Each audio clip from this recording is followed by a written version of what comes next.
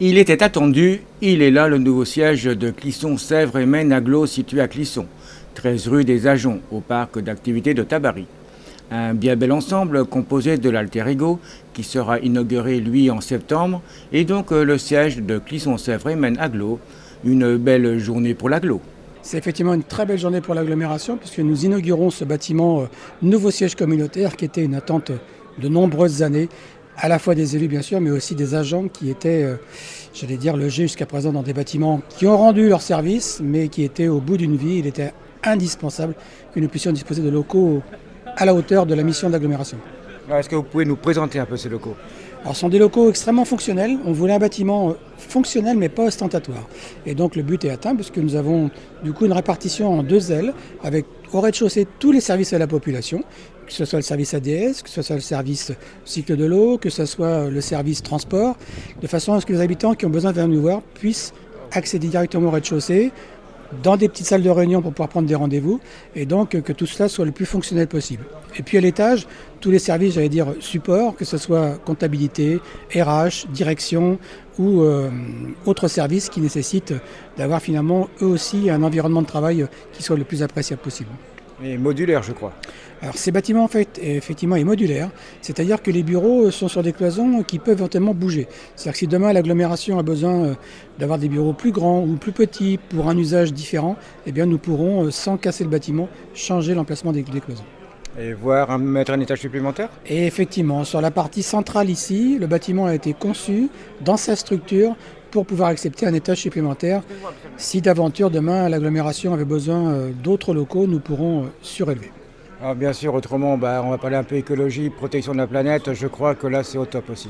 Alors le bâtiment a été effectivement pensé en première idée, avant tout, mesures environnementales.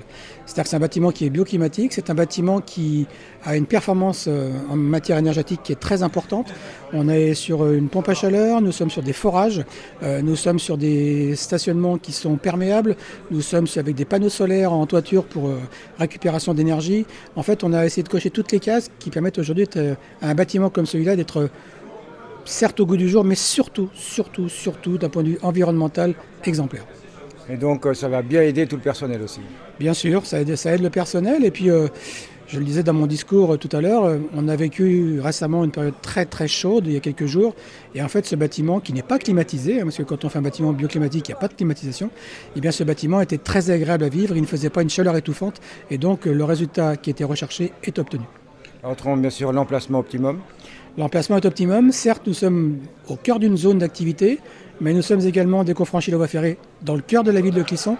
Et donc l'implantation est, j'allais dire, très, très fonctionnelle aussi, très importante. Je dirais même au-delà de ça, nous avons fait un certain nombre de recrutements ces mois derniers. Et les recrutements que nous avons faits sont beaucoup de personnes qui viennent de la métropole travailler chez nous, puisque la gare a quelques pas d'ici, et qui du coup ils trouvent une vraie qualité de vie, tout en habitant à Nantes, ils viennent travailler chez nous par le train. Et donc cet emplacement était aussi stratégique pour ce but-là. Ah, bien sûr, on peut parler un peu que le coût. Le coût, 6,7 millions d'euros. En coût net, on doit être un peu plus de 4 millions subventions déduites. Ce qui, pour les deux bâtiments, à la fois celui-ci et l'Alter Ego, reste un investissement, certes, qui peut paraître très important, mais qui est plutôt très mesuré, puisque je vous disais tout à l'heure, pas de signe ostentatoire, rien, on est resté dans la sobriété. Et donc ce bâtiment coche un peu toutes les cases quand même, que ce soit budgétaire, écologique ou en agrément de travail. Alors, deux mots sur l'Alter Ego. Alors, l'Alter Ego sera inauguré au mois de septembre. L'Alter Ego, en fait, ça sera le cœur de toute l'activité économique de l'agglomération, puisque c'est là que nous avons fait le choix de réunir la compétence économique au travers de toutes ces définitions et d'y associer les chambres consulaires, d'y associer tous les acteurs économiques qui constituent notre territoire. Et donc en septembre sera aussi un temps très important de vie de l'agglomération, puisque c'est là que nous allons inaugurer ce bâtiment et bien expliquer à tout le monde ce qu'on entend y faire et quelle dynamique économique on entend apporter grâce à ce bâtiment sur notre territoire.